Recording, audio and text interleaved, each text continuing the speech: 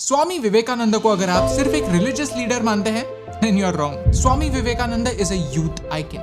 12 जनवरी उनका जन्मदिन पूरे देश में नेशनल यूथ डे के नाम से मनाया जाता है। लेकिन क्यों? ऐसा क्या था उनमें जो आज की मॉडर्न दुनिया में हमें गाइड कर सकता है, हमें हेल्प कर सकता है? चलिए उनके 3 ऐसे स्किल्स के बारे में बात करते हैं जो 21st सेंचुरी में भी रेलेवेंट है। ऐसे स्किल्स जो 100 साल पहले अद्भुत लगते होंगे, लेकिन आज साइंस ने ये प्रूव किया है कि आप भी उन्हें मास्टर कर सकते हैं और अपने लाइफ के स्वामी यानी इंचार्ज बन सकते हैं। अगर आपको इस वीडियो से वैल्यू मिलती है तो इसे अपने दोस्तों के साथ शेयर कीजिए। भारत के इन रियल हीरोज की कहानी आप तक पहुंचाना हमारा मिशन है। हमें सपोर्ट करने के लिए हमारे YouTube चैनल को सब्सक्राइब कीजिए और इस बेल आइकॉन को प्रेस कीजिए। Number 1, speed reading. Swami Vivekananda दुनिया के सबसे पहले स्पीड रीडर थे। He was a polymath. Darwin की थियोरी ऑफ एवोल्यूशन से लेकर रेनेसांस पीरियड की किताबें उन्होंने अपने FE के एग्जाम से पहले ही पढ़ ली थी। इतना सारा नॉलेज, इतनी सारी किताबें वो कैसे पढ़ पाए, उन्हें याद कैसे रख पाए? वो खुद कहते हैं कि वो लाइन का सिर्फ पहला वर्ड और आखिरी वर्ड पढ़ते और बीच में क्या लिखा है ये ऑटोमेटिकली ग्रास्प कर लेते।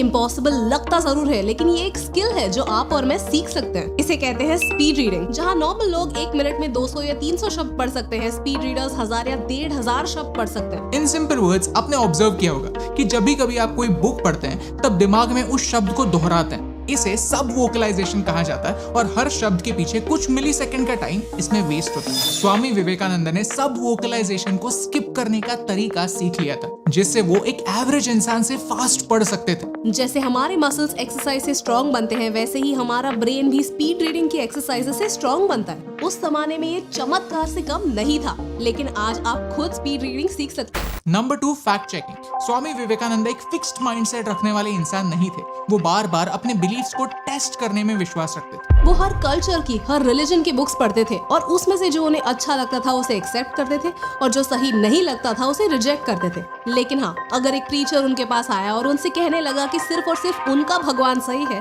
तो वो उन्हें एक सवाल करते थे। क्या आपने कभी खुद भगवान को देखा है? हाँ या ना? अगर नहीं तो आप ये यकीन से कैसे कह सकते हैं कि आपका सच ही अंतिम सच है? इस अप्रोच को स्केप्टिसिज्म कहते हैं, जिनसे फैक्ट्स और ओपिनियंस के बीच में डिफरेंस समझने में हेल्प होती है। बचपन में वो एक पेड़ के पास झूला झूल रहे थे। किसी बड़े ने आकर कहा, यहाँ मत खेलो, ब्रह्मा राक्षस खा जाएगा।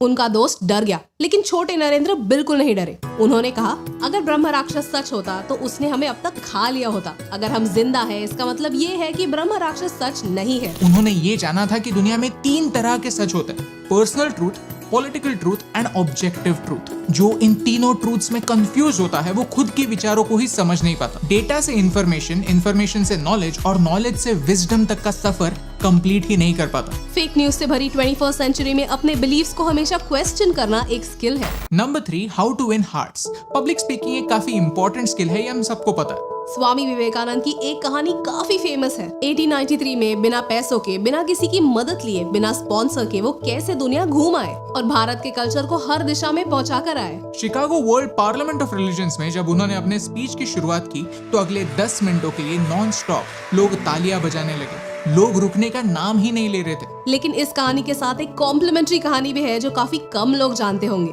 कि कैसे उन्होंने एक यूनिवर्सल भाषा से लोगों का दिल जीता था। And that universal language is food. उनके शिष्य स्वामी अशोकानंद कहते हैं कि स्वामी विवेकानंद बहुत बढ़िया पुलाव बनाते थे और जब वो ट्रैवल करते थे वो अपने साथ इंडियन मसाले लेके जाते थे ताकि वो इंटरनेशनल डिशेस को अपना इंडियन तड़का लगा सके। उन्होंने अपने ट्रैवल्स में ये ऑब्जर्व किया था कि जहाँ ऑर्गेनाइज रिलीजन लोगों को बांटता है, वहाँ फूड लोगों को जोड़ता है।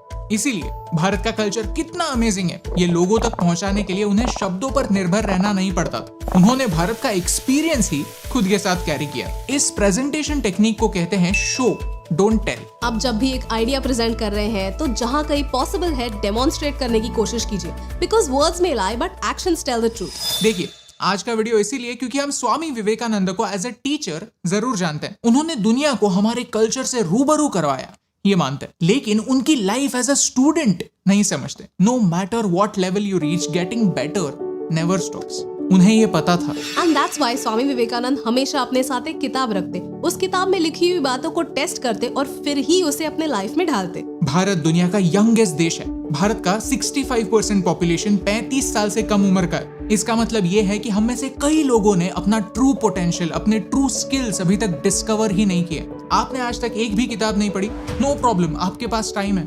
आप लोगों से बात करने से, पब्लिक स्पीकिंग से डरते हैं, नो प्रॉब्लम, आपके पास टाइम है। अगर सिर्फ स्कूल में सिखाई बातें आपके पल्ले नहीं पड़ती, अगर आपको लगता है कि आपका टैलेंट कहीं और है, डोंट वरी, आपके पास टाइम है। रिमेंबर, खुद को अपग्रेड करना, अपने हायर सेल्फ तक पहुंचना इंसान का सबसे बड़ा कर्तव्य होता है। स्वामी विवेकानंद ने पूरी लाइफ यही मैसेज लोगों तक पहुंचाना चाहा और यही काम हम आज की पीढ़ी के लिए कंटिन्यू करना चाहते हैं।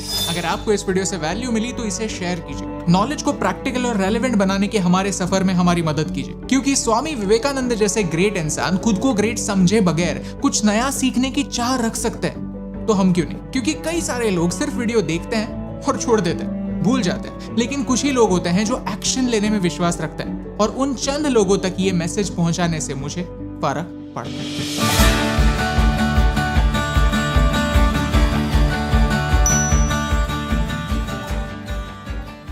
यस टीम, ये बहुत जरूरी है कि हम हर साल कुछ ना कुछ नया सीखते रहें। जैसे हमारी बॉडी को एक्सरसाइज की जरूरत होती है, वैसे ही हमारे ब्रेन को भी एक्सरसाइज की जरूरत होती है। इस नए साल आप कौन सा नया स्किल सीखना चाहते हैं, हमें कमेंट्स में लिखकर बताइए। So pick a thing that you want to learn this year. In fact, be ambitious. Pick 3, pick 5 और कोई भी मीडियम चूज कीजिए इसके लिए, चाहे वो बुक्स हो, पॉडकास्ट हो, यूट्यूब वीडियोस हो, डॉक्यूमेंट्रीज हो, मूवीज हो। So take your pick and never stop learning.